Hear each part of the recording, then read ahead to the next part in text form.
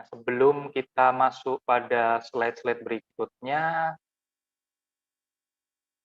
di sini saya ingin memaparkan mengenai definisi. Menurut saya ada dua definisi yang penting ya di dalam seni dan ilustrasi botani, supaya nanti kita semua punya pemahaman yang sama dan dalam melihat dan memahami karya-karya terkait dengan seni maupun ilustrasi botani. Jadi ada dua bentuk karya utama terkait dengan gambaran-gambaran ilmiah di dalam dunia botani, yaitu dikenal dengan ilustrasi botani dan juga seni botani. Ilustrasi botani itu merupakan penggambaran secara akurat dari tumbuhan beserta ciri-cirinya untuk tujuan ilmiah. Jadi umumnya untuk ilustrasi botani ini itu dibuat secara lengkap pada bagian-bagian tumbuhan yang relevan. Sedangkan seni botani itu adalah penggambaran akurat secara botani, namun tidak harus perlu lengkap. Jadi bagian-bagiannya tidak harus dipecah-pecah, kemudian hanya dapat saja berupa satu gambaran utuh bagian tanaman, misalkan satu kuntum bunga atau tangkai berdaun dengan satu kuntum bunga, begitu. Tidak harus lengkap dari bagian-bagian detail dari struktur bunganya, akar, batang, daun, biji, seperti itu. Jadi kalau seni botani itu lebih leluasa ya, sifatnya lebih longgar, tidak terlalu ketat, tidak seketat ilustrasi botani. Selain itu, pada seni botani itu juga masih diperbolehkan menerapkan sedikit stilasi atau perubahan-perubahan bentuk untuk meningkatkan nilai estetikanya. Jadi untuk seni botani dan ilustrasi botani itu sebenarnya sama-sama akurat untuk menggambarkan sosok tumbuhan. Kedua pendekatan ini sama-sama memerlukan akurasi yang tinggi. Hanya saja perbedaan signifikannya adalah pada kelengkapannya. Kalau pada ilustrasi botani itu cenderung lebih lengkap, bagian-bagian tumbuhan yang diekspresikan karena di situ ada aspek informatifnya, sebanyak mungkin informasi ilmiah itu diekspos kalau pada ilustrasi botani. Dan pada seni botani itu tidak harus lengkap. Jadi hanya pada bagian-bagian tertentu saja, katakanlah seni botani hanya ingin mengekspos pada bagian daun, hanya ingin mengekspos pada bagian bunga saja atau bagian buahnya saja. Nah, itu adalah seni botani. Di sini saya berikan contohnya ya, dua gambar yang di atas. Ini ada Gastrodia agnicellus dan Papaver somniferum. Ini merupakan contoh-contoh dari ilustrasi botani. Yang Papaver somniferum ini gambaran cukup lama ya, mungkin di awal tahun 1900-an, sehingga ini saya cek mungkin lisensinya sudah public domain ya.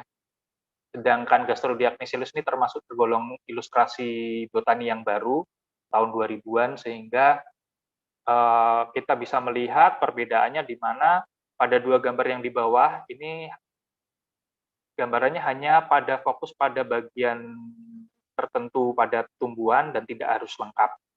Dan dua gambar di bawah ini adalah seni botani, dan sedangkan dua gambar di atas ini adalah ilustrasi botani.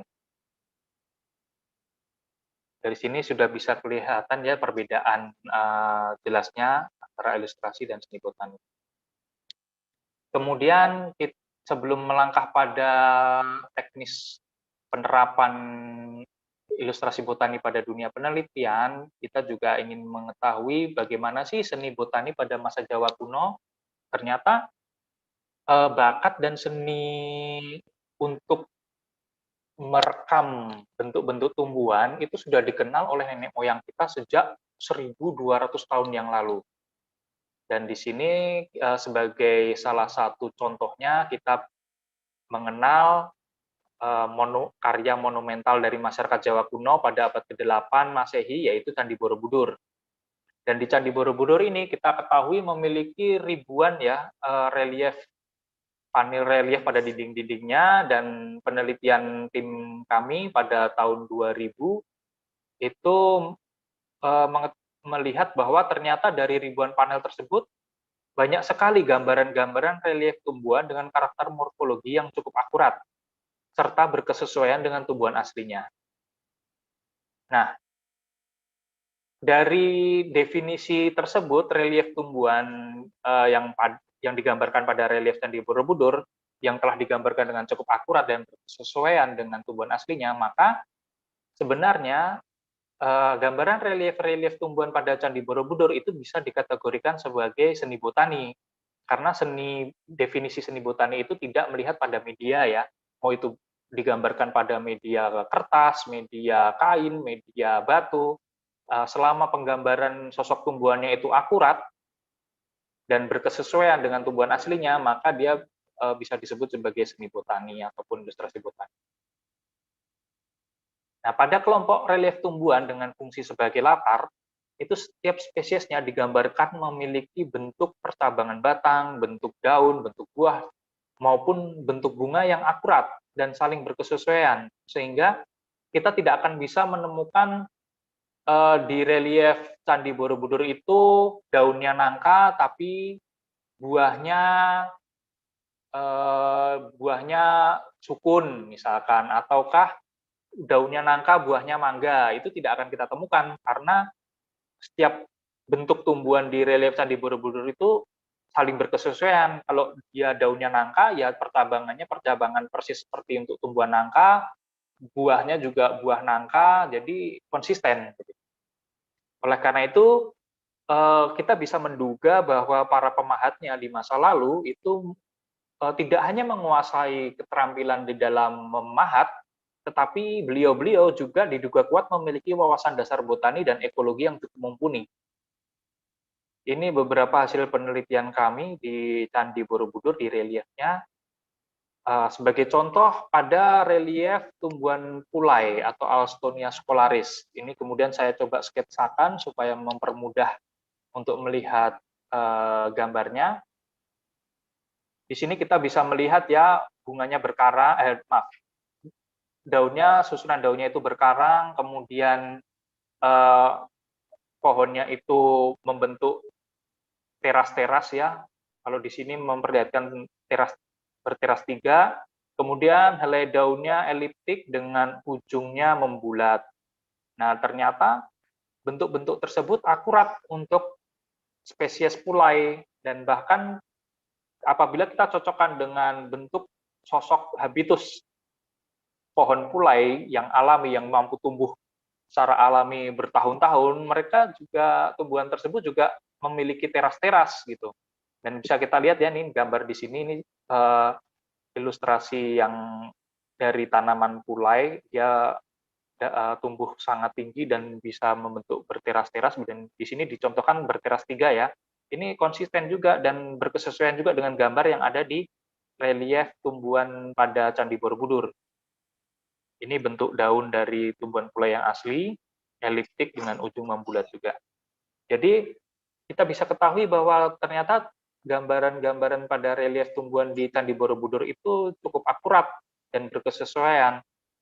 Maka ini dapat dimasukkan sebagai kelompok dari seni botani yang tua dari hasil karya nenek moyang masyarakat Indonesia. Sebagai contoh lain adalah seroja atau lotus dengan nama ilmiah Nelum bonusifera. Nah, di sini uniknya pada saat kami mendokumentasikan di Candi Borobudur, lalu kami berusaha mengidentifikasi, saya cukup kesulitan melihat ada beberapa bentuk daun ya. Kok bentuk daun lotus bentuknya segi 4 begitu. Ini segi 4 ini bentuk daun apa? Saya waktu itu menduga apakah ini ada kekeliruan dalam pemahatan karena yang saya pahami daun seroja atau lotus itu kan bentuknya bulat ya, dia mau bulat. Nah, di sini kenapa bentuknya segi 4? Lalu saya iseng main ke kolam di Kebun Raya Purwodadi. Di kolam tersebut ada tanaman soroja juga, sebanyak tanaman soroja yang tumbuh bagus gitu ya di kolam di Kebun Raya Purwodadi. Lalu saya tidak sengaja melihat pada daun barunya yang saat akan mekar. Nah, ini yang ada di sebelah kanan ini. Pada saat daun mudanya yang saat akan merekah, itu ternyata bentuknya bisa berbentuk juga segi 4 seperti ini, persegi 4, dan dia bagian tepi-tepinya itu menggulung. Di sini juga kita bisa melihat ya pada pahatan batunya juga terlihat ada bentuk bergelombang di bagian tepi-tepinya menunjukkan bahwa sebenarnya ini tuh menggulung atau roll gitu, yang roll ke bagian depan gitu. Oleh karena itu saya baru paham bahwa ternyata pahatan yang relief batu yang ada di Candi Borobudur itu sangat akurat dan mereka benar-benar real mencontoh tumbuhan aslinya, bukan berdasarkan imajinasi hayalan dari para pemahatnya, tetapi benar-benar real dengan contoh tumbuhan asli. Begitu juga ada objek di relief Candi Borobudur di mana ada kuntum bunga lotus yang telah menggugurkan perhiasan bunganya, sehingga hanya tersisa bagian putik maupun benang-benang sarinya yang sudah terkulai. Nah, di sini ternyata sangat berkesesuaian juga dengan bentuk aslinya, bentuk tumbuhan aslinya yang sudah rontok bagian perhiasan bunganya. Jadi di relief candi ini pun terlihat ada bentuk-bentuk fenologi bunga ya, antara yang sudah masih kuntum, kemudian mekar, hingga bunganya rontok. Dan di sini digambarkan dengan sangat akurat. Begitu juga dengan tumbuhan pinang Areca catechu, di mana kita bisa melihat ini seludangnya, kemudian ada buahnya, susunan daunnya, bahkan ada batangnya yang lurus, dan juga ada bekas-bekas dari pelepah daunnya, duduk pelepah daun. Jadi ini sangat akurat sekali, digambarkan sangat akurat. Oleh karena itu di relief Candi Borobudur itu bisa dikategorikan sebagai seni botani yang akurat dan usianya cukup tua di Indonesia. Ini pohon asam, bahkan mohon maaf, nenek moyang kita saking dia akuratnya, setiap daun dari tumbuhan asam ini atau Tamarindus indica ini itu digambarkan sampai ke anak-anak daunnya. Ini anak-anak daunnya yang berbentuk eliptik hingga oblong ya, itu digambarkan dengan detail satu persatu. Bahkan ini sketsanya sudah saya sketsakan dan saya iseng untuk menghitung jumlah anak daunnya, dan ternyata jumlah anak daunnya itu berkesesuaian juga seperti rentang variasi dari jumlah anak daun pada tumbuhan asam yang asli. Jadi memang benar-benar mereka menggambarkan ini, menggambarkan daun dan anak daun dari tumbuhan asam ini benar-benar mereka hitung, dan mereka sangat cermat sekali. Tidak mereka asal, ini saya males, gambarnya saya bikin 3 helai saja anak daunnya, tiap helai daun ini anak daunnya saya bikin 3 pasang saja. Tidak demikian. Tetapi mereka menggambarkan sesuai dengan variasi ataupun jumlah asli dari anak daun tumbuhan asam yang tumbuh alami di masa pada saat itu gitu. Nah, itu tadi sekilas pengenalan mengenai seni botani yang sudah dikenal oleh masyarakat Indonesia atau masyarakat Nusantara sejak 1200 tahun yang lalu. Dan kita ketahui tadi di awal juga bahwa ilustrasi botani itu lebih menekankan pada nilai akurasi. Nah, oleh karena itu untuk menilai sebuah ilustrasi botani, di sini saya membaginya menjadi 3 komponen penyusun kualitas utama dari ilustrasi botani. Yaitu yang pertama adalah keakuratan, ini nomor 1. Jadi teman-teman apabila ingin membuat ilustrasi botani atau ingin menilai ilustrasi botani, nomor 1 yang paling prioritas adalah nilai keakuratan. Akurat itu apa saja sih? Dari aspek apa saja? Jadi akurat itu dari aspek proporsinya, perbandingannya. Misalkan di situ digambarkan antara daun dan buah, maka proporsinya, perbandingannya daun dengan buah harus sesuai dengan perbandingan tumbuhan aslinya. Kemudian bentuk daun, bentuk bunga, bentuk kelopak bunga, bentuk buah itu juga harus berkesesuaian dan juga harus sesuai dengan fakta dari tumbuhan aslinya. Misalkan bentuknya eliptik, ya harus dibuat daunnya harus berbentuk eliptik. Ujung daunnya itu akuminate, ya harus dibuat akuminate. Tuh, ya harus berkesesuaian dan harus akurat. Kemudian untuk meningkatkan keakuratan tersebut juga diberi indikator skala ukuran. Nah, ini misalkan saya contohkan ini 2 ilustrasi yang telah saya buat ya. Ini yang pertama ini Paphiopedilum bungebelangi, spesies endemik Aceh ya, anggrek dia. anggrek endemik Aceh yang saya publikasikan kalau tidak salah tahun 2017 atau tahun 2016 gitu, 2017 gitu. Dan di sini ada Gastrodia bambu, ini juga saya publikasikan 2017 kalau tidak salah di Jurnal Fitotaxa, yang ini Gastrodia bambu. Ini awalnya saya duga ini spesies anggrek endemik di Jawa, karena saya pada saat itu hanya menemukan di Jogja dan juga di Jawa Barat ya. Tapi ternyata belakangan ditemukan juga di Vietnam. Jadi ternyata ini spesies yang sebarannya cukup luas, tetapi karena dia tumbuhnya itu dalam 1 tahun itu hanya keluar 1 kali sampai 2 kali saja dalam 1 tahun, keluar dari tanah, kemudian hanya bertahan 2 minggu, setelah itu dia busuk, sehingga sampai beratus-ratus tahun itu tidak ditemukan, susah ditemukan oleh para peneliti, sehingga orang tidak banyak mengetahui bahwa sebenarnya ini spesiesnya cukup widespread dari Jawa sampai Vietnam, tetapi baru ditemukan, baru dikenali bahwa sebagai spesies baru ya baru 2017 kemarin. Dan di sini ada Myristica fatua karya dari bangsa Indonesia sendiri. Ini anak muda ya, Ananda Firman namanya. Saya sangat salut dengan beliau, masih muda, tetapi karya ilustrasi botaninya luar biasa. Ini bahkan saya melihatnya sepadan dengan ilustrator-ilustrator botani pada era zaman Belanda dahulu yang sangat disiplin, sangat ketat ya. Dan Mas Ananda Firman ini ibaratnya beliau masih muda dan ini karyanya masih baru nih, tahun 2000-an juga. Artinya ternyata generasi muda Indonesia saat ini pun tidak kalah sebenarnya dari sisi bakat, dari sisi kemampuan, keterampilan, itu tidak kalah dengan para ilustrator botani dari luar negeri. Kemudian selain dari indikator skala ukuran, ini bisa dilihat dari sini ya, nih pada gambar-gambar ilustrasi di sini ada indikator skala ukurannya. Nah, ini untuk karyanya Mas Ananda Firman dari Myristica fatua ini sangat bagus, akan tetapi mungkin agak sayang ya tidak ada indikator skala ukuran. Jadi apabila ada indikator skala ukuran, selain kita bisa mendapatkan informasi atau data-data mengenai bentuk ya, bentuk dari misalkan ini dorsal sepalnya, bentuk dari sinsepal, bentuk dari kantong bibir bunganya, bentuk dari petal, kita juga bisa mengetahui atau mengekstrak data-data kuantitatifnya. Oh, ukurannya berapa panjang petalnya ini. Itu bisa kita ketahui, tidak hanya bentuk, tapi ukuran panjangnya, lebarnya, kemudian ukuran dari, katakanlah, tinggi tanaman, kemudian skala-skala ukuran itu bisa kita ekstrak dari gambar. Nah, misalkan hanya ilustrasi tanpa ada skala ukuran, maka yang bisa kita ekstrak hanya karakter-karakter bentuk dan warna gitu.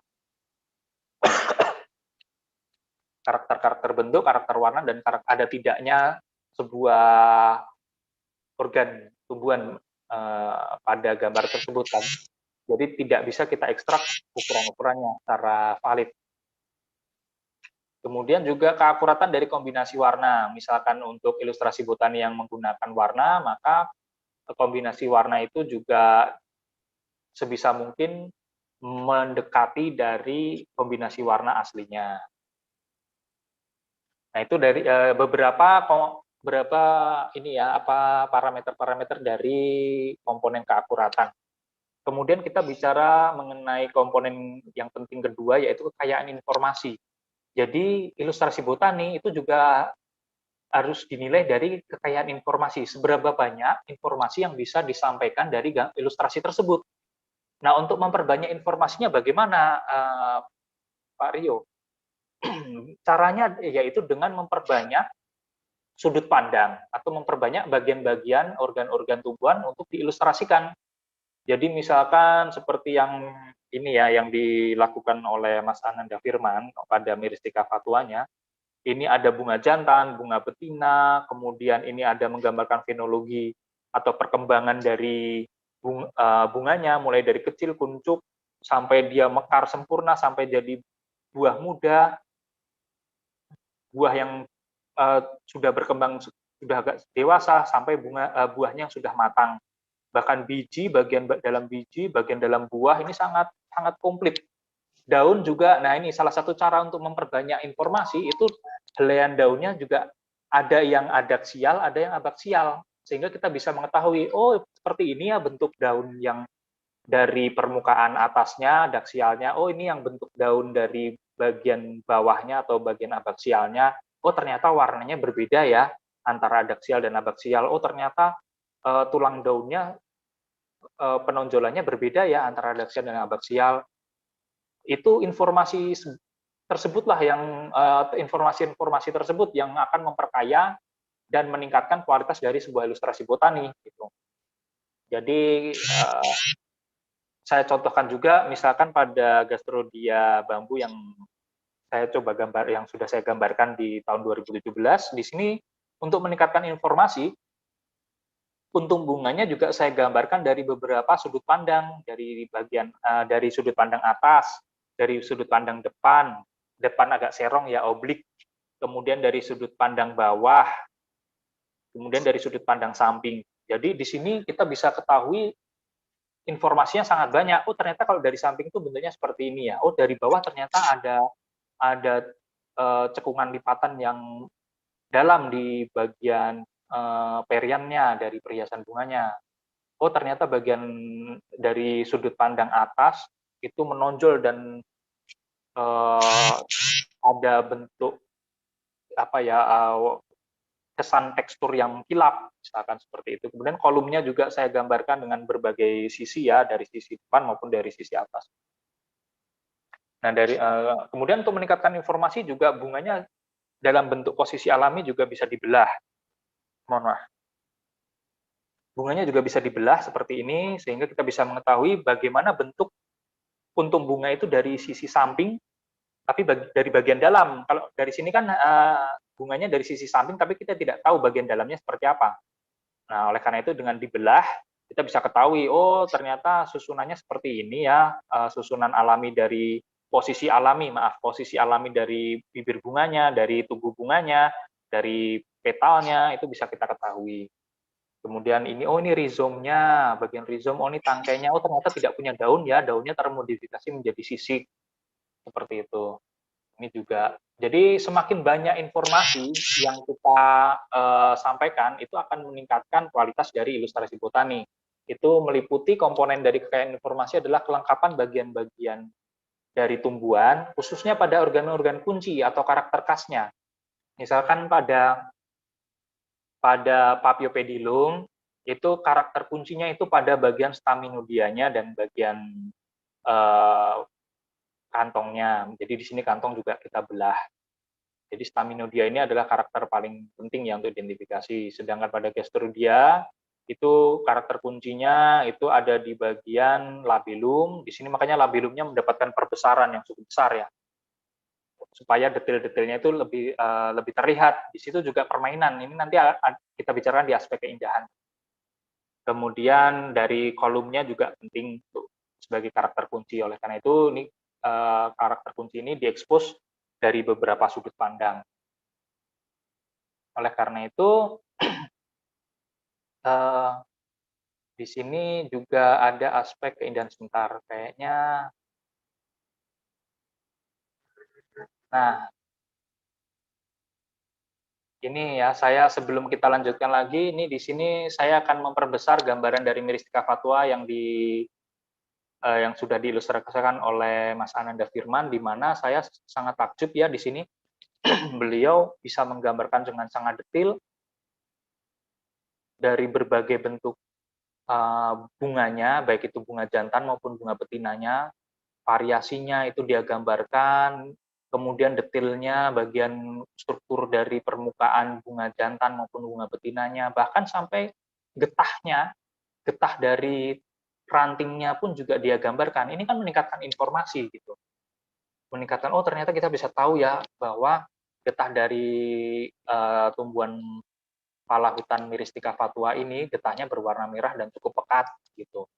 Dan juga di sini kita bisa ketahui bahwa ternyata bagian dalam bunganya saat dibedah itu ada bentuk-bentuk trikomnya yang halus gitu, ada pubescens atau bentuk-bentuk rambut-rambut halus berwarna kecoklatan menyelimuti di bagian dalam dari komponen bunganya. Baik itu ini di organ bunga betinanya ya, sedangkan ini bagian dalam dari organ bunga jantannya. Dan di sini informasinya sangat lengkap karena disinilah peran dari ilustrator botani untuk memberikan informasi sebanyak mungkin pada karyanya. Jadi untuk tumbuhan pala hutan ini kan ada bunga jantan dan bunga betina, dan mungkin dia ada di ranting yang berbeda. Oleh karena itu, di sini ada beberapa potongan ranting, kalau kita lihat ya, ada potongan ranting yang berbeda. Kemudian di sini ranting-ranting tersebut disusun dengan apik, dikomposisikan dengan sangat bagus di dalam satu media gambar, supaya estetiknya juga dapat. Nah, disinilah aspek disinilah aspek dari keindahan atau aspek yang ketiga, di mana itu tadi sudut pandang, penataan bagian-bagian gambar, dan ekspresi kesan. Disinilah kemampuan untuk merangkai, mengkomposisikan, supaya bagian-bagian dari tumbuhan tersebut bisa berpadu dengan harmonis. Disitulah aspek dari keindahan pada ilustrasi botani. Karena tadi sudah saya perlihatkan ya, di mana dari ranting-ranting yang berbeda yang digambarkan itu kemudian disusun menjadi satu rangkaian dalam satu bidang gambar. Ini tidak mudah. Saya saja belum bisa untuk merangkai dengan sangat bagus ya. Saya tumpuk-tumpuk gitu agak susah karena untuk untuk kita membuat bagian-bagian tumbuhan yang ditumpuk-tumpuk, yang di-overlap seperti yang dilakukan oleh Mas Ananda Firman ini, itu nanti bisa mengganggu fokus. Kalau tidak bagus ya, tidak cantik cara menumpuk-numpuknya, itu akan menyebabkan fokus yang akan mengganggu fokus dari pandangan. Oleh karena itu diperlukan teknik dan seni tersendiri. Dan ini Mas Ananda Firman saya nilai sangat berhasil untuk melakukan komposisi dan juga penataan bagian-bagian tumbuhannya. Ini kan sangat apik sekali ya. Ini ranting yang berbeda. Ranting yang di bawah ini dengan ranting yang ini adalah dari ranting yang berbeda, tetapi bisa dirangkaikan dengan indah, tidak terlihat amburadul gitu, tapi justru bisa berpadu dengan elegan dan sangat anggun menurut saya. Ini sangat brilian.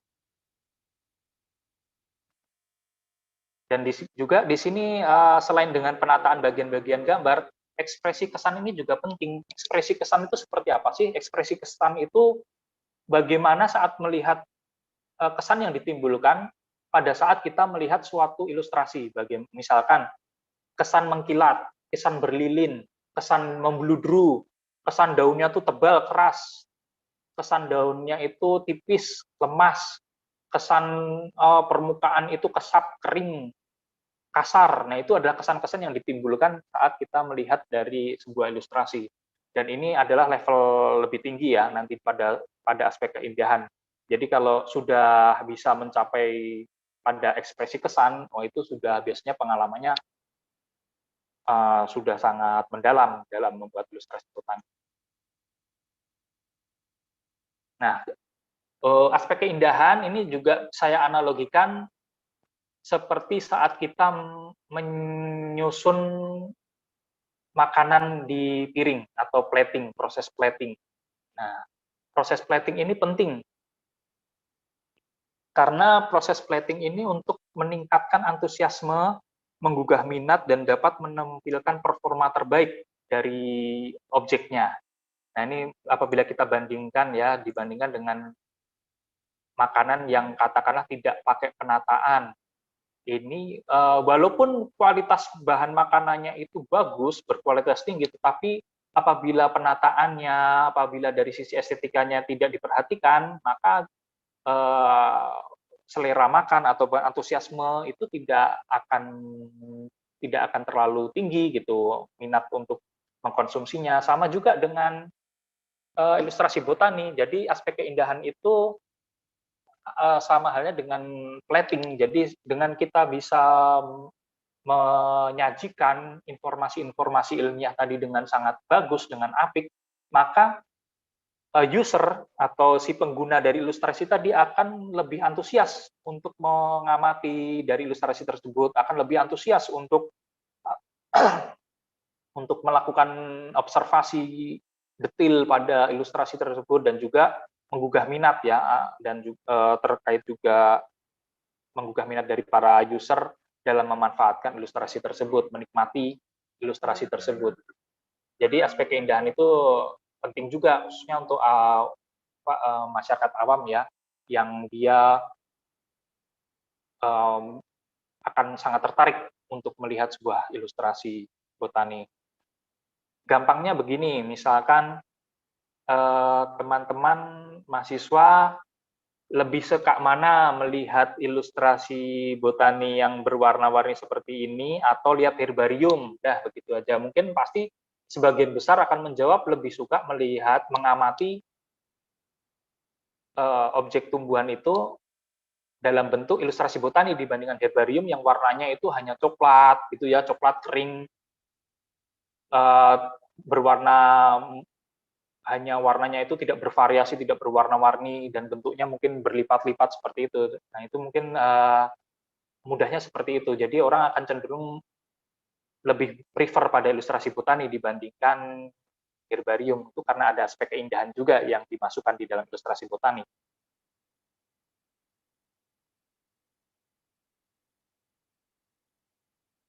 Nah, ilustrasi botani itu dianggap kurang berhasil apabila hasil pekerjaannya itu tidak akurat atau keakuratannya rendah. Hal ini dikarenakan akan memunculkan diskrepansi atau ketidaksesuaian fakta yang terlalu tinggi. Ini saya temukan pada saat saya observasi Vanda lombokensis. Ini saya setengah mati mencari bentuk tugu bunga Vanda lombokensis yang seperti ini gitu. Karena pada saat itu holotype-nya, spesimen herbariumnya di Indonesia itu sangat sangat buruk ya kualitasnya ya, hanya ada daun, lalu bunganya itu rusak. Sehingga saya tidak punya informasi dasar lain selain hanya menggunakan dari ilustrasi botaninya, ilustrasi botani dari anggrek Vanda lombokensis. Saya kejar herbariumnya di Herbarium Cibinong, wah kok kondisinya cuma ada daun dan bunganya sudah rusak. Wah susah ini untuk mencari seperti apa sih Vanda lombokensis ini, karena Vanda lombokensis ini adalah Vanda yang sudah hilang ratusan tahun gitu, dan dia endemik Lombok. Saya ingin mengetahui anggreknya seperti apa ya ini. Nah, saya cuma punya bahan materi yang ada di tangan saya itu ilustrasi botani ini sebagai panduan saya mencari anggrek Vanda lombokensis. Nah, ternyata di sini gambar tumbuh bunganya seperti ini.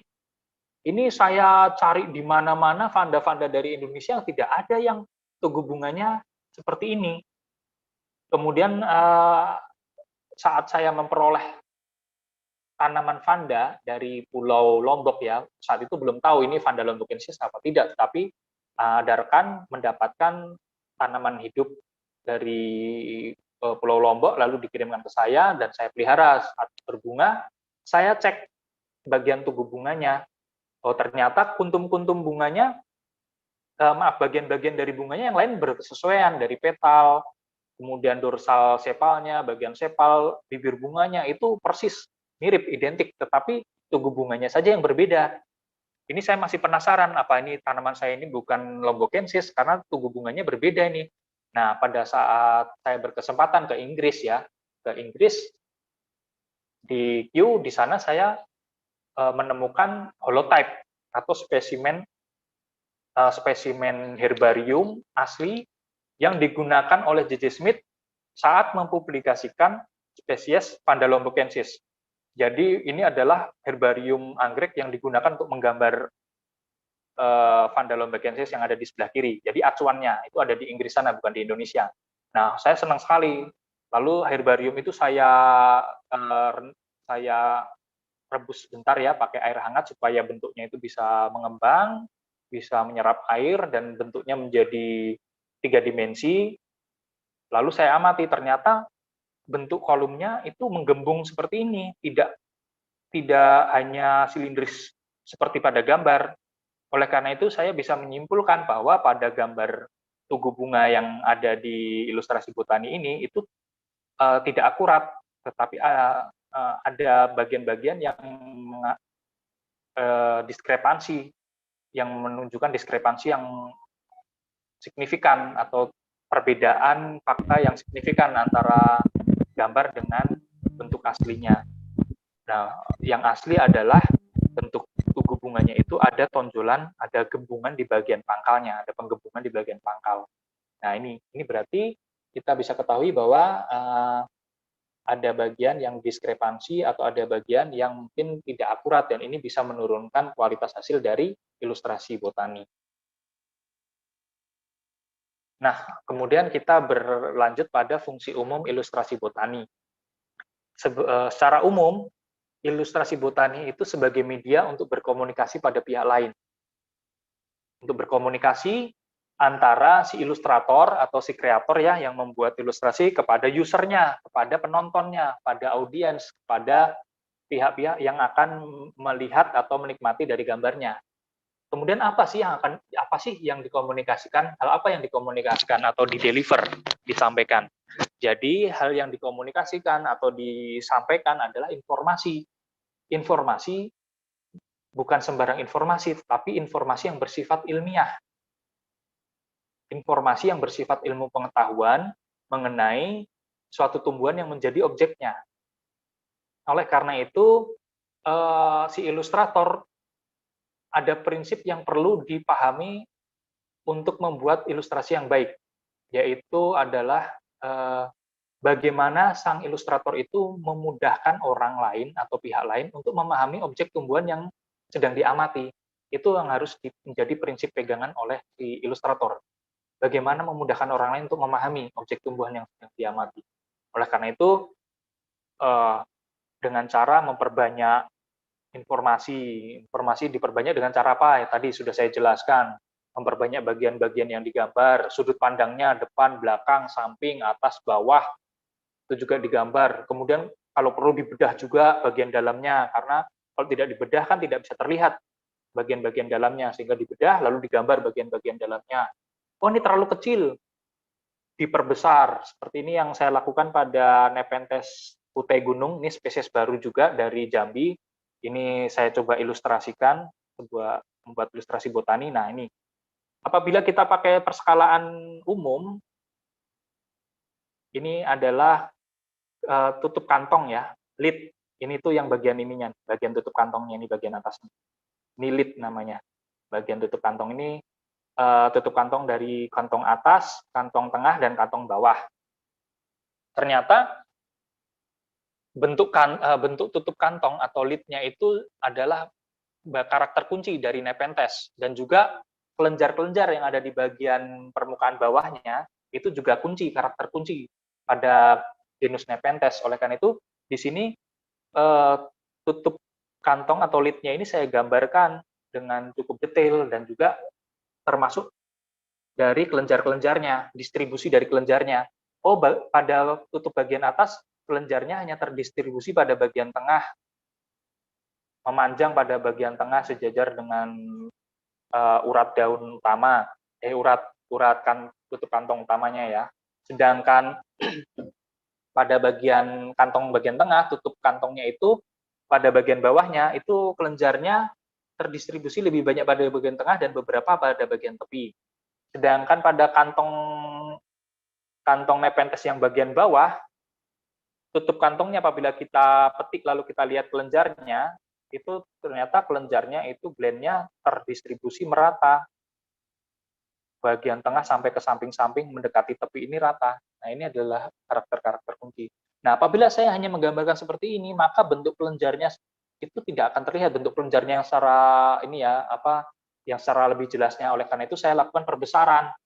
Nah, di sini saya lakukan perbesaran untuk memperlihatkan bentuk kelenjar dengan perbesaran yang lebih besar lagi gitu ya, dengan supaya bisa melihat oh ternyata berbentuk cincin, dan juga pada kelenjarnya itu pada bagian tepinya ada marginnya gitu, ada bagian batas-batasnya berbentuk seperti ada batasnya yang melingkar seperti cincin ring. Dari sini saya lakukan semata-mata untuk meningkatkan informasi. Jadi oh ternyata ada informasi mengenai bentuk dan ukuran kelenjarnya ya. Kalau hanya kecil-kecil seperti ini kan kita tidak bisa melihat bentuk real dari kelenjarnya. Dari sini bisa kita dapatkan bentuk kelenjarnya. Kemudian ini peristom. Peristom itu bagian bibir dari kantongnya ya. Ini saya perbesar juga supaya terlihat gigi-gigi, karakter gigi-gigi dari peristomnya. Ini juga supaya untuk meningkatkan informasi ilmiah dan agar memperjelas objek tumbuhan yang sedang saya amati. Ini adalah Nepenthes butai gunung dari Jambi. Tadi adalah fungsi umumnya, dan untuk fungsi khusus dari ilustrasi botani antara lain adalah menjadi material identifikasi tumbuhan, khususnya sebelum ditemukan teknologi kamera. Nah, ini termasuk beberapa ilustrasi-ilustrasi botani yang sangat tua ya. Ini ada gambarnya dari Blume yang bagian kiri, dan dua kanan ini adalah gambar ilustrasi yang dilakukan oleh Rumphius saat di Ambon. Ini sudah dari tahun 1600 sampai 1700-an. Ini udah usianya ratusan tahun. Tapi beliau-beliau juga mampu menggambarkan dengan detail dan akurat bentuk-bentuk sosok tumbuhannya. Dan ini sangat penting untuk identifikasi tumbuhan pada saat itu. Karena pada saat itu teknologi kamera masih belum mumpuni ya. Sehingga ilustrasi itu menjadi pendekatan yang paling logis dan juga paling mudah untuk dilakukan pada saat itu.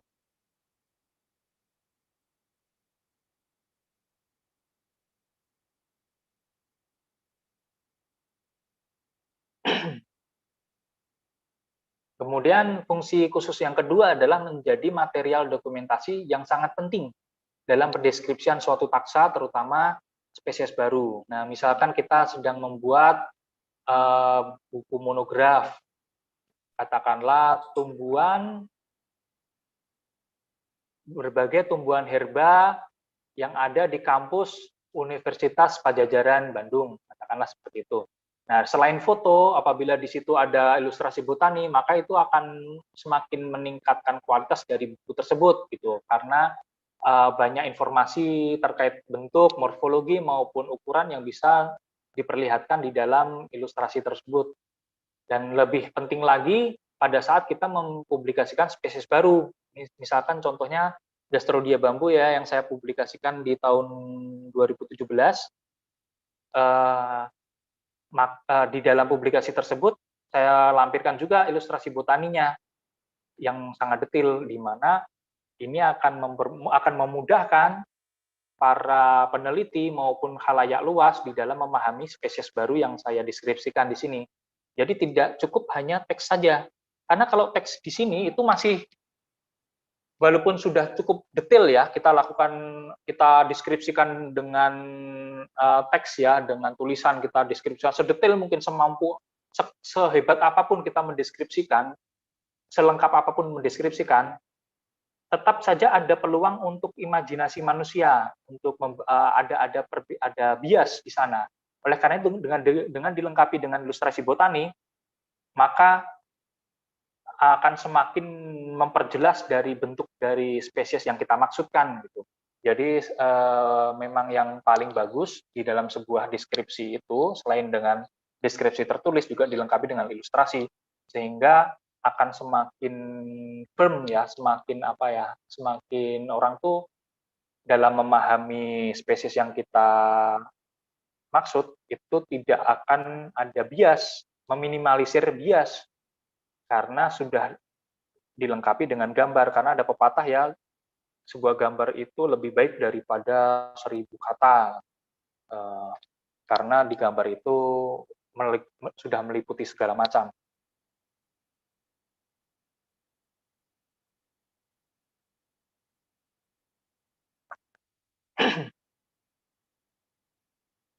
Nah, kemudian ilustrasi botani itu saking dia punya akurasi yang tinggi, jadi peneliti-peneliti di dunia itu sudah paham bahwa ilustrasi botani itu biasanya digambarkan dengan standar yang tinggi, dengan akurasi yang tinggi, dengan disiplin dan tanggung jawab yang sangat besar oleh si ilustrator ya. Tanggung jawab moral untuk menggambarkan secara akurat sesuai fakta itu sangat tinggi standarnya, sehingga para peneliti dunia itu memahami dan sepakat bahwa ilustrasi botani itu bisa dijadikan tipe dari sebuah nama ilmiah suatu spesies tumbuhan untuk menggantikan dari herbarium pada saat herbarium itu tidak dibuat ataukah misalkan herbariumnya rusak, sehingga ilustrasi botani itu bisa menjadi penggantinya, pengganti tipe. Saya contohkan ini ya, sebenarnya banyak contohnya. Banyak ilustrasi botani yang dijadikan tipe dari suatu spesies tumbuhan. Dan ini diizinkan di dalam International Code of Nomenclature for Alga, Fungi, dan Plants. Dan di sini sebagai contoh adalah holotype dari anggrek Chondrorhyncha endersii dan juga contohnya pada holotype Pandapurva. Ini Pandapurva yang sebelah kanan ini ya. Ini dari endemik dari Maluku.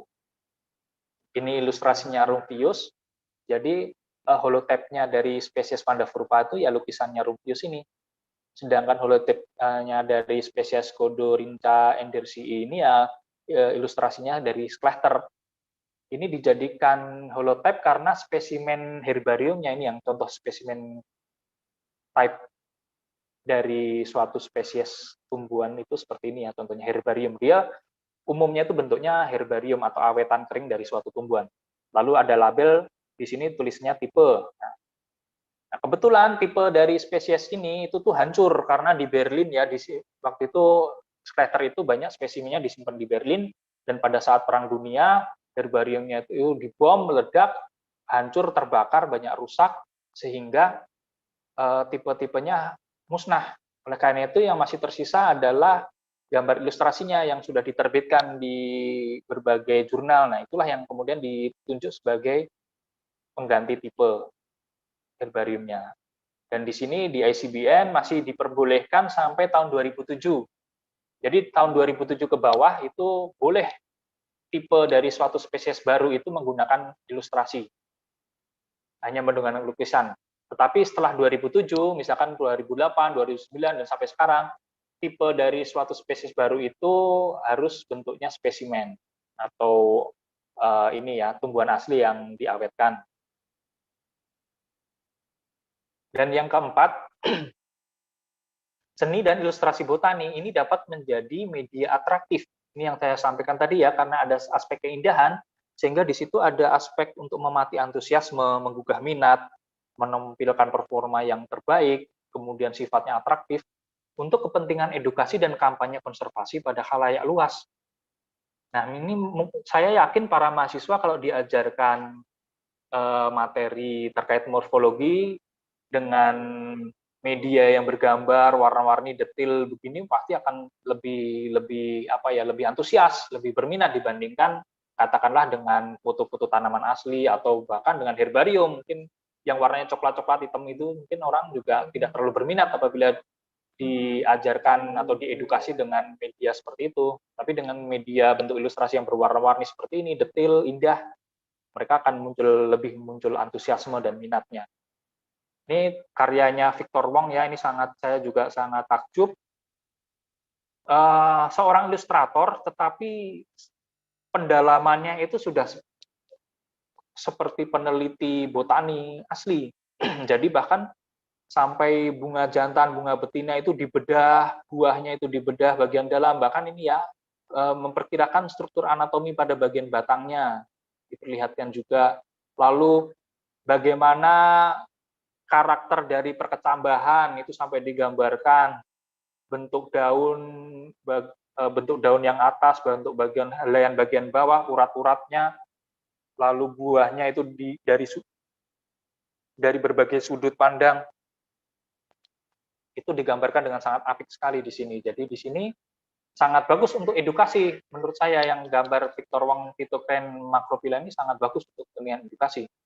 Nah, yang sebelah kiri ini Paphiopedilum bungebelangi merupakan spesies terancam punah ya, karena Paphiopedilum ini kan taksa yang sangat dilindungi dan diatur juga oleh berbagai regulasi dunia, CITES maupun IUCN juga ya.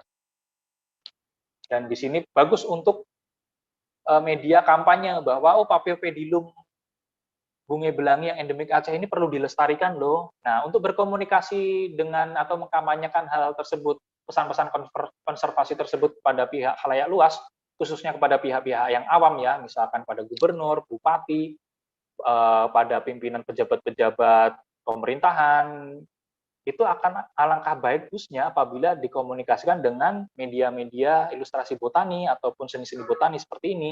Ini akan lebih mudah diterima oleh khalayak luas yang awam khususnya ya. Karena ada aspek keindahan di sana, ada aspek estetika di sana. Jadi misalkan kita ingin minta donasi untuk program konservasi Papiopedilum bunga belangi. Kita targetnya siapa nih? Oh, kita pengen minta donasi pada gubernur nih. Bagaimana cara membujuknya? Udah kita bikin buklet atau buku berwarna, isinya mengenai karakter dari Papiopedilum bunga belangi, dijelaskan mengenai ancaman habitatnya, ancaman populasinya, dan disertai dengan banyak ilustrasi-ilustrasi seni botani yang indah. Lalu kita kirimkan ke gubernur atau istrinya gubernur gitu. Pasti mereka akan lebih mudah menerimanya dibandingkan media itu dalam bentuk proposal tertulis, teks hanya berisi teks, ada gambar herbariumnya, ada foto populasinya, mungkin tidak terlalu ini ya, mungkin para pejabat terkait pemegang kebijakan tidak terlalu berminat di dalam untuk mendalami proposal tersebut. Berbeda apabila media kampanyenya itu dalam bentuk buklet yang isinya ada foto-foto, ada ilustrasi ataupun seni botani yang sangat indah. Itu penerimaannya akan berbeda. Nah, lalu setelah tadi ada fungsi, kita bicara mengenai keunggulan ilustrasi botani dari perspektif penelitian botani. Karena beberapa rekan ada yang bilang, sekarang kan ada teknologi foto, dan foto itu bisa sangat detail sekali, sangat akurat, dan mudah gitu, tidak ribet gitu kan, tidak harus pakai keterampilan khusus, tidak perlu bakat, tidak perlu pakai cat air, nggak perlu pensil, nggak perlu kertas, tinggal jepret-jepret, pasang bisa untuk publish. Sedangkan ilustrasi botani itu bisa butuh waktu berminggu-minggu bahkan berbulan-bulan untuk membuat sebuah karya yang berkualitas tinggi. Nah, namun bagaimanapun juga ilustrasi botani masih ada keunggulannya. Yang pertama adalah mampu mengakomodir penggambaran karakter-karakter yang diperoleh melalui observasi langsung, yang seringkali kurang dapat diakomodir melalui teknik fotografi. Ini saya contohkan konkretnya ya, pada saat saya mengamati anggrek Gastrodia bambu, ini pada bagian bibir bunganya, bibir bunga Gastrodia bambu. Nah, di sini ini bentuknya melengkung ya, bentuk alaminya itu dia agak melengkung karena masih segar. Ini bunganya masih fresh, jadi masih agak kaku ya bentuknya, sehingga bentuk bibir bunga bagian ujungnya ini dia agak melengkung seperti itu. Dan untuk menggambarkan ilustrasi botan ini diperbolehkan kita sedikit memodifikasi, katakanlah selama bentuk aslinya tidak merubah bentuk aslinya ya, hanya merubah posisi saja. Ini posisinya kan melengkung, kemudian saat itu kita agak tekan supaya dia posisinya bisa lurus, lalu kita gambarkan dengan posisi lurus ini diperbolehkan, selama tidak mengubah bentuknya. Nah, kemudian kita gambarkan di sini, ini perbandingannya antara fotografi dengan ilustrasi botani. Ini kalau di foto, ini sebenarnya ada tonjolan. Ini yang saya lingkari nomor 1 ini ya. Ini sebenarnya ada tonjolan. Hanya saja tonjolannya itu berwarna putih, mengkilat, dan berlilin. Sehingga saat di foto dengan bleach, pantulan cahaya itu membuat warna putih berlilinnya itu menjadi berpendar dan tidak terlalu jelas tonjolannya. Dan ini hanya bisa kita rasakan dengan mata telanjang ya. Kita lihat dengan mata telanjang, lalu kita raba dengan ujung pinset atau ujung ujung dari pensil mekanik. Nah, itu biasanya saya pegang-pegang pakai itu, atau pakai kuas atau pakai ujung pinset pelan-pelan karena ini kan agak rapuh ya. Oh, ini ada tonjolannya. Lalu saya pakai mata telanjang karena mata ini memang paling bagus ya dibandingkan lensa buatan manusia apapun. Mata ini memang luar biasa. Saya lihat dari samping, dari tepi, dari serong, oh ternyata memang benar ada tonjolan. Nah, kemudian disitulah persepsi-persepsi yang saya dapat dari pengamatan langsung itulah kemudian saya bisa ilustrasikan bahwa di sini ada bentuk tonjolan. Nah, ini tidak terlihat apabila pakai fotografi. Sama juga di sini nih, sebenarnya di bagian sini ini ada trikom atau rambut-rambut halus pubescens. yang hanya bisa kita lihat pakai mata telanjang ya, mata langsung, dan dengan rabaan dari samping kita lihat itu akan terlihat ada tonjolan-tonjolan rambut halusnya. Dan di sini kemudian saya confident untuk menggambarkan dengan ilustrasikan dengan rambut-rambut halus.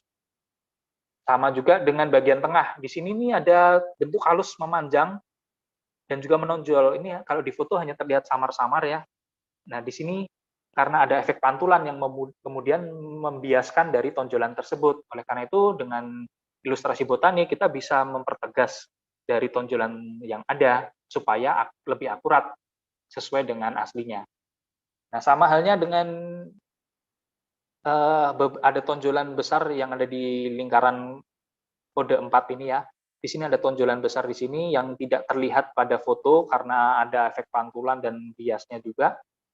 Sehingga saat saya amati di spesimen aslinya, di sini ada tonjolan yang cukup tinggi. Oleh karena itu di sini saya gambarkan juga, saya beri shading ya, saya beri pembayangan supaya terlihat menonjol di sini, supaya lebih memperlihatkan adanya struktur tonjolan.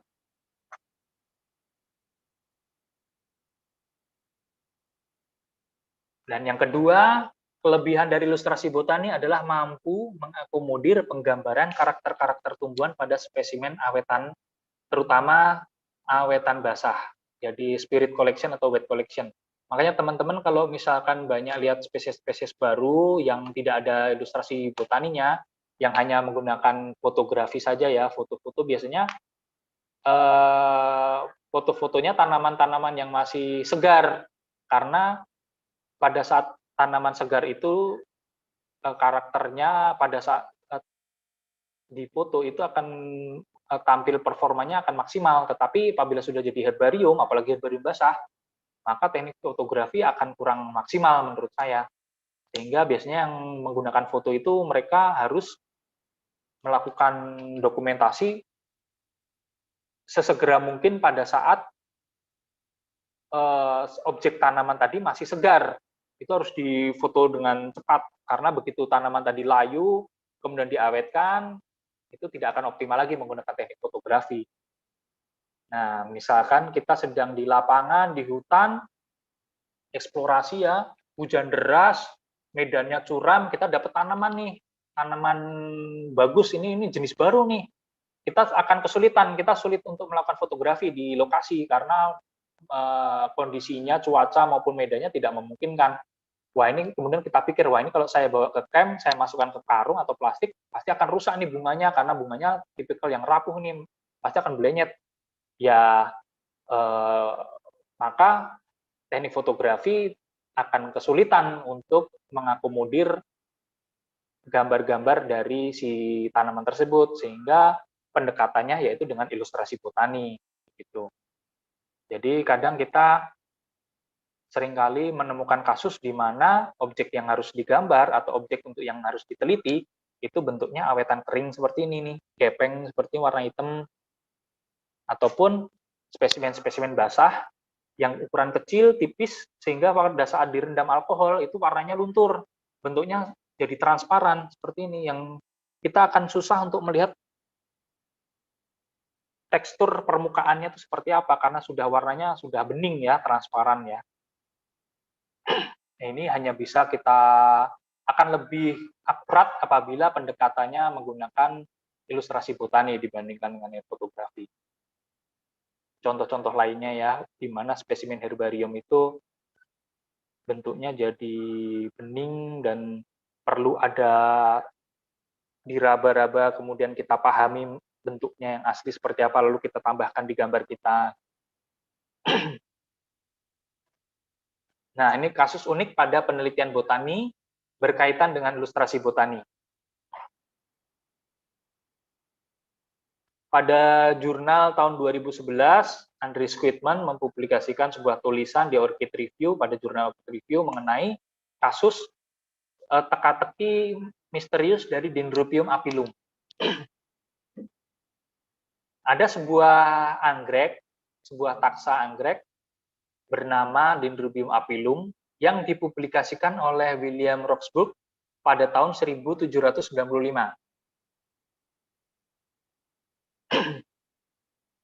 kita ketahui bersama bahwa pada zaman dahulu, pada tahun 1700-an, 1600-an, itu deskripsi tumbuhan itu biasanya dituliskan dengan sangat sederhana sekali. Nah, ini deskripsinya yang dilakukan, deskripsi tertulis yang dilakukan oleh William Roxburgh untuk mendeskripsikan Dendrobium apilum, itu hanya dituliskan seperti ini. Bunga muncul langsung dari batang. Bunganya tunggal. Sisi-sisi bibir bunga menekuk ke dalam dan membentuk tabung. Bagian depan membentang, tapi bergelombang dan berambut. Nah, sekarang misalkan teman-teman abaikan foto yang ada di samping ya, hanya dengan deskripsi tertulisnya saja. Ini kira-kira bisa terbayang tidak bentuk bunganya Dendrobium apilum seperti apa, hanya dengan mengandalkan deskripsi tertulisnya saja. Saya jamin akan kesulitan untuk bisa membayangkan ataukah menemukan dari spesies ini, karena deskripsinya sangat sederhana dan tidak bisa diandalkan untuk mencari spesiesnya. Oleh karena itu, Andreas Kidman penasaran Dendrobium apilum itu yang seperti apa bentuknya, karena deskripsinya itu sangat sederhana sekali. Ini bagaimana nih cara menentukan mana yang Dendrobium apilum yang benar, karena di pasaran, di kalangan hobiis itu Dendrobium apilum itu dikenal dengan sosok tanaman yang ada di atas ini. Dendrobium apilum itu yang ini. Nah, pada saat yang bersamaan, ada juga dendrobium dengan bibir yang serupa, bibirnya itu berambut juga ya, berambut halus gitu. Juga bibirnya membentuk menekuk ke dalam dan membentuk tabung juga, mirip. Nah, kemudian Andreas Kidman penasaran yang disebut apilum itu yang di atas atau yang di bawah. Karena sejauh ini, selama ini para hobiis di Eropa mengenalnya apilum itu yang bunganya yang bagian atas. Nah, oleh karena itu Andre menggunakan bantuan dari ilustrasi botani, karena William Roxburgh ini tidak membuat spesimen herbarium. Dia hanya menggunakan ilustrasi botani sebagai tipe dari spesies tersebut. Nah, kira-kira mana nih yang mirip dengan ilustrasi botani yang ini, yang atas atau yang bawah? Ini, silakan nih teman-teman mahasiswa bisa di open mic kalau ingin menjawab. Mau yang ini yang kira-kira yang sesuai dengan ilustrasi botani yang di samping ini adalah foto yang bunga yang di atas atau yang di bawah? Siapa yang berani jawab nih? Silakan, bebas, nggak usah takut. Para mahasiswa silakan. Ya, monggo silakan. Ya, Rida. Ya, izin menjawab, saya Rida Hasnia dari Unpad, Biologi Unpad, dengan NPM 045. Kalau menurut saya dari ilustrasi botani itu yang paling mirip itu yang gambar di bawah. Karena ada ada warna merah-merahnya gitu di daunnya. Lebih mirip yang di bawah. Siap, terima kasih Mbak Rida. Nah, jadi di sini kita pahami bahwa ilustrasi botani ini dibuat dengan standar tinggi, dengan akurasi yang tinggi. Nah, ini kemudian dari bentuknya, warnanya ya, kesannya ya, ini kuning juga. Oh, ini lebih cenderung mirip yang warna yang bawah nih. Nah, kita coba lihat lagi lebih dalam. Nah, ini gambar utuhnya ya dari ilustrasi botani yang ada di publikasinya William Roxburgh. Ada kunci di sini yang perlu dipahami rekan-rekan semua, yaitu pada mentumnya, bagian belakang. Ini pentingnya kenapa menggambar dari berbagai sudut.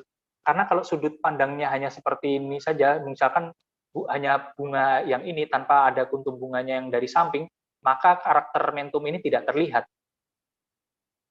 Itu kenapa ilustrasi botani itu perlu digambarkan seinformatif mungkin dari berbagai sudut pandang, dari belakang, dari samping, dari depan, sehingga kita bisa lihat di sini ada karakter mentum di sini. Mentumnya ini pendek.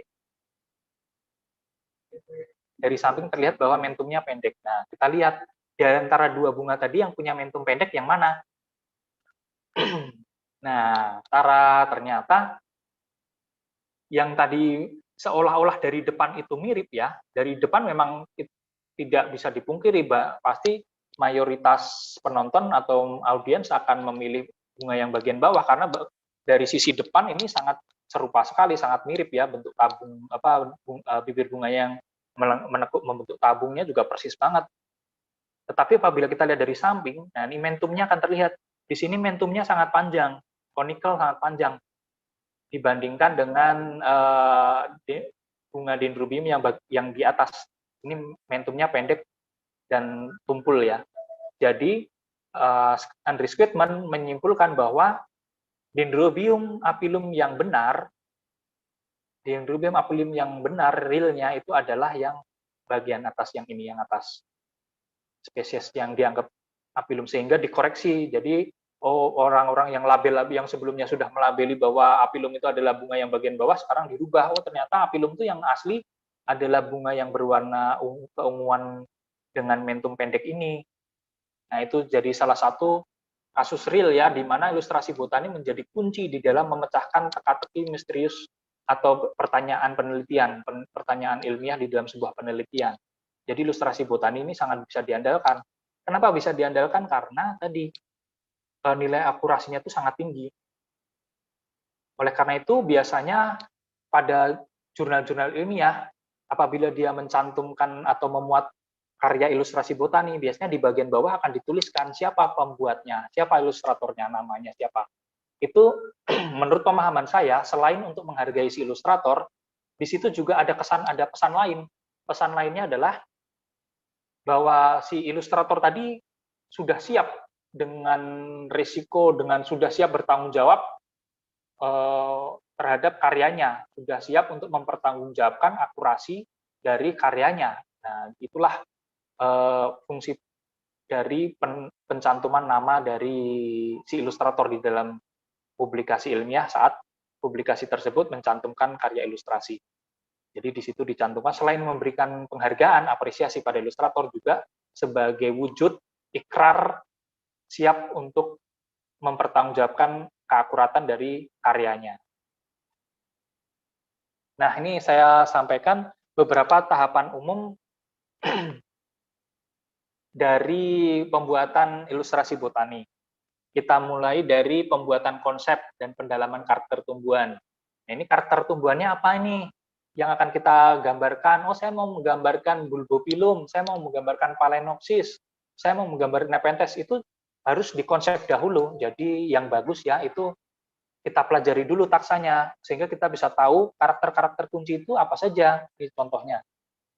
Misalkan pada nepenthes, ternyata karakter gigi peristom pada bibir bunganya, bibir kantong itu menjadi karakter penting di dalam genus Nepenthes. Oh, dicatat.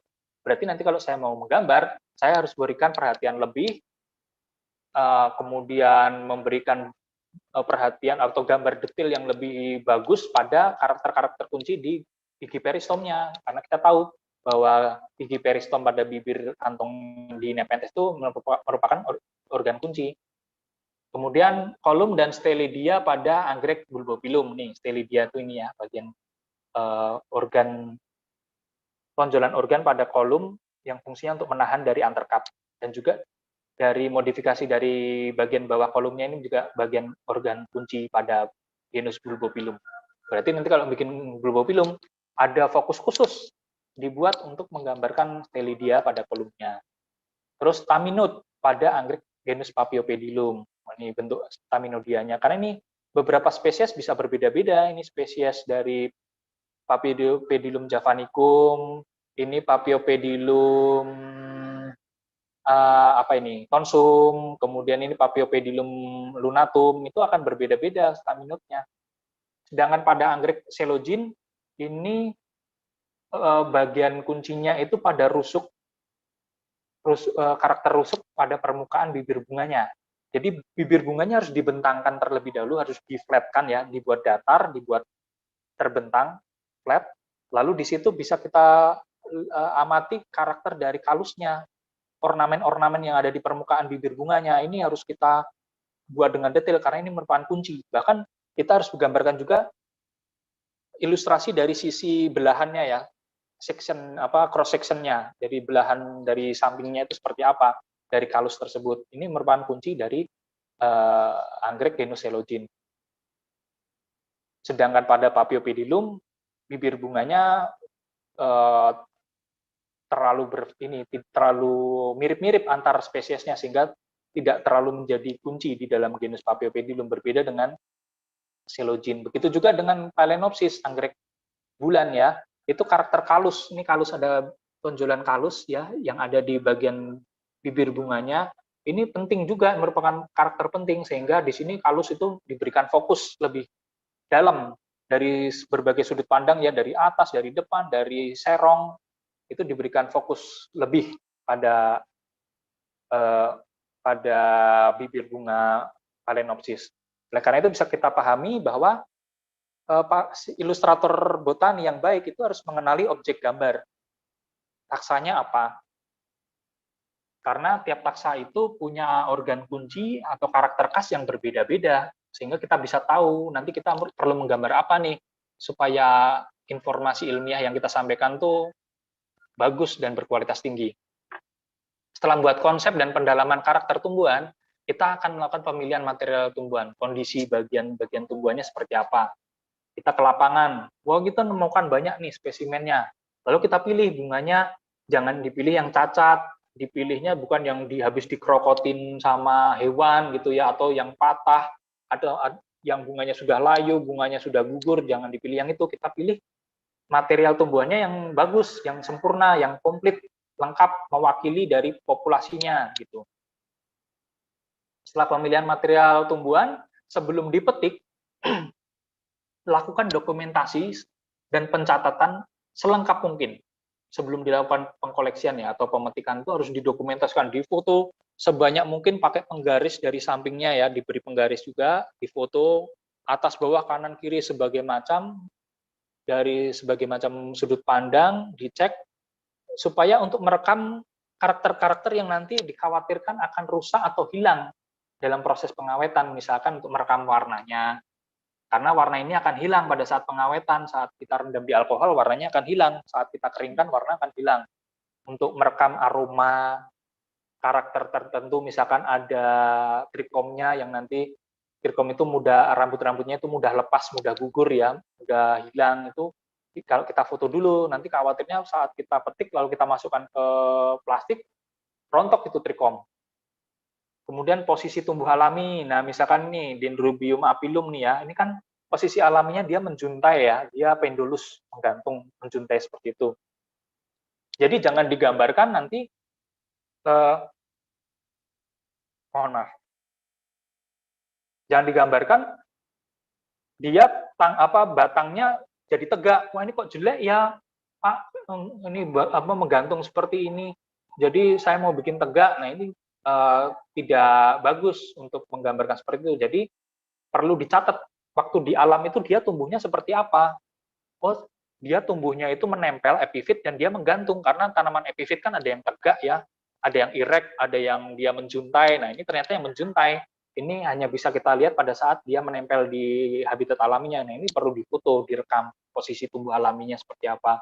Kesan tekstur, oh ini karena kesan tekstur ini akan saat nanti dikeringkan jadi herbarium, itu akan berbeda karena kandungan airnya sudah hilang. Yang daunnya yang lemas itu bisa jadi kaku, nanti kalau jadi herbarium. Daun yang sebelumnya kerasa tebal bisa jadi berubah menjadi teksturnya jadi rapuh saat di herbarium karena airnya hilang, habis semua gitu. Jadi kesan tekstur itu diraba, itu dicatat. Oh teksturnya berair, tebal, dicatat gitu ya. Misalkan teman-teman megang lidah buaya gitu kan, daun lidah buaya kalau sudah di oven itu cuma jadi kayak lembaran kertas tipis banget gitu, dan itu menjadi ada aspek-aspek informasi yang hilang di sana. Oleh karena itu perlu dicatat sebelum teman-teman awetkan atau dikoleksi. Kemudian untuk menghindari juga adanya bagian-bagian tumbuhan yang mudah gugur ya, misalkan ini perhiasan bunganya kalau dimasukkan plastik nanti akan mudah rontok sehingga nanti lupa ini posisinya tadi di mana ya, perhiasan bunganya ini tadi seperti apa sih susunannya. Nah, itu perlu direkam dulu sebelum dikoleksi. Lalu tahap berikutnya adalah pengkoleksian material tumbuhan, bagian-bagian khususnya bagian-bagian tumbuhan kunci untuk identifikasi, sehingga akan meningkatkan informasi dari ilustrasi yang akan kita buat nanti. Misalkan, oh ini seperti contohnya tadi ya yang Meristica fatua ya, pengkoleksian material tumbuhannya, oh ini ternyata berumah dua, berarti ada bunga jantan, ada bunga betina. Saya perlu cari juga nih bunga jantannya maupun bunga betinanya.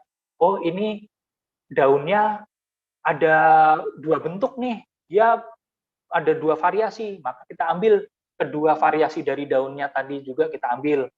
Kemudian ada bunganya kita potong, kemudian ada karakter unik ini pada bagian akarnya, kita ambil bagian akarnya juga. Jadi selengkap mungkin bagian-bagian yang itu sekiranya bisa menjadi kunci untuk identifikasi, kita ambil. Kemudian pemindahan material tumbuhan, itu juga perlu kita perhatikan untuk mempertahankan kondisinya sebaik mungkin. Semisal kita ingin membuat ilustrasi dari spesimen tumbuhan yang segar, yang masih hidup, ya berarti kita potong, lalu kita segera masukkan di dalam kantong plastik besar, lalu kita ikat supaya untuk mengurangi transpirasinya ya, penguapannya, lalu segera kita bawa pulang ke rumah dan kita celupkan di vas berisi air, diberi sedikit gula supaya tetap bisa bertahan lama kesegarannya, sehingga pada saat kita menggambar, kondisi tanaman masih cukup segar dan optimal untuk kita gambarkan secara langsung. Nah, misalkan lokasi penggambaran itu cukup jauh atau kita mungkin sedang di hutan ya, sehingga di hutannya itu berminggu-minggu dan ini akan sulit untuk digambar selama kita di hutan, dan kita hanya bisa menggambar nanti 2 minggu ke depan setelah kita sampai di kantor, dan tentu bunganya kan akan rusak, busuk. Oleh karena itu perlu diawetkan, sehingga perlu melakukan melalui pengawetan, baik itu pengawetan secara kering maupun pengawetan basah dengan direndam alkohol.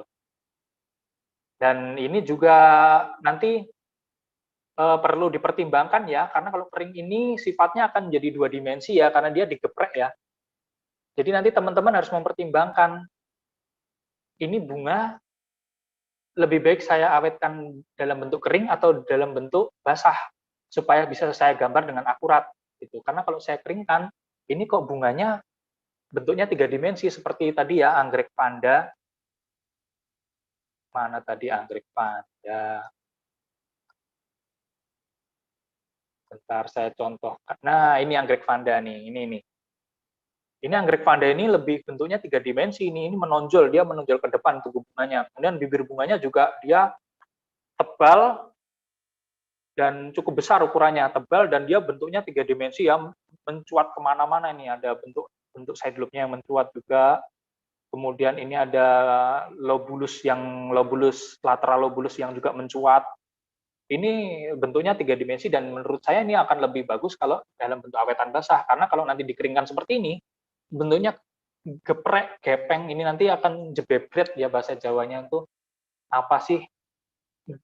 Jadi kolumnya itu akan melebar gitu, jadi gepeng, dan pada saat nanti kita rendam air pun, kita rehidrasi, itu tidak akan bisa sempurna rehidrasinya, jadi lebih bagus pakai bentuk pengawetan basah. Nah, itu nanti perlu dipelajari juga teman-teman untuk memilih pengawetannya, mau kering atau basah, mana yang optimal. Kemudian lanjut, setelah kita awetkan atau kita bawa tanaman itu ke tempat kita menggambar, lalu proses ilustrasi. Itu dimulai biasanya dengan sketsa, sampai kemudian finishing, dokumentasi, dan observasi mendalam, ini dilakukan secara bersamaan, secara paralel. Jadi ilustrasi menggambar itu tidak hanya full gambar saja, saya hanya gambar lukisan, karena di dalam proses menggambar itu kita bisa bolak-balik sambil observasi. Gambar, kita amati, kita bedah, kemudian kita lihat detailnya, lalu kembali lagi kita gambar. Oh, lupa tadi bentuknya kayak apa, kita amati lagi, kita cek di mikroskop, lalu kita gambar lagi, bolak-balik itu prosesnya bolak-balik itu, antara observasi, kemudian kita foto, dokumentasi supaya nggak lupa gitu kan, kita dokumentasi, kita foto dulu sehingga kita bisa lihat fotonya, oh tadi bentuknya seperti ini, kita gambar. Ini sesuatu proses yang paralel, pembuatan gambar, dokumentasi, dan observasi ini bersamaan dilakukan dalam proses pembuatan ilustrasinya. Meliputi juga pembedahan, pengamatan detail morfologi, pengamatan tekstur permukaannya, diraba, oh licin mengkilat, oh kita bikin kesan mengkilatnya, oh ini ada rambut-rambut halusnya, kita tambahkan rambut-rambut halus, terutama bagian-bagian yang mikroskopis ya. Lalu terakhir setelah finishing, lalu kita evaluasi dan koreksi. Evaluasi itu Caranya kan sudah kita beri skala ukuran, lalu kita ukur lagi. Dari gambar tadi kita dengan skala yang sudah ada di ilustrasi kita cek, lalu kita coba ukur panjang petalnya misalkan. Oh, panjangnya sekian senti. Bener nggak real panjangnya tumbuhan aslinya itu petalnya sekian senti berdasarkan dari data yang diekstrak dari gambar. Itu namanya evaluasi. Lalu evaluasi juga bisa kita serahkan gambar itu ke orang awam, lalu kita tanya, ini kesan-kesan apa yang bisa Anda tangkap dari gambar ini? Oh, ini kesan mengkilat, permukaan dari perhiasan bunganya mengkilat, berlilin. Oh, ini membludrah, ada rambut-rambut halusnya. Oh, ini daunnya kaku, keras ya. Nah, lalu kita evaluasi, benar tidak kesan-kesan yang disampaikan oleh orang tadi sesuai tidak dengan kesan asli dari tumbuhan aslinya. Misalkan si orang tadi menyampaikan, oh ini daunnya kaku keras, kesannya dari gambaran Anda, saya merasakan kesan kaku dan keras. Oh, kita kemudian mengevaluasi, oh memang benar, karena tumbuhan aslinya itu daunnya kaku dan keras. Berarti kita berhasil menyampaikan ekspresi itu pada lukisan kita.